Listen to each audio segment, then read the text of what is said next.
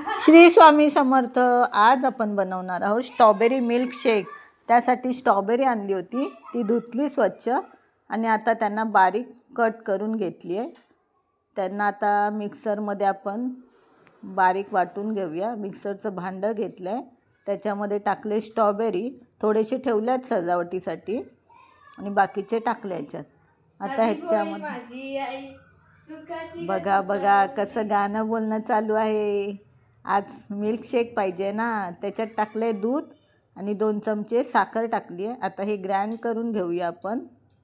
बघा एकदम बारीक करून घेऊया. छान एकदम झालं आपलं स्ट्रॉबेरी मिल्कशेक तयार.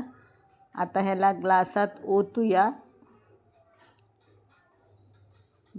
ओतूया आणि त्याच्यावर आईस्क्रीम ठेवूया आणि थोडीशी स्ट्रॉबेरी सजावटीसाठी ठेवली होती ना, ती ठेवली.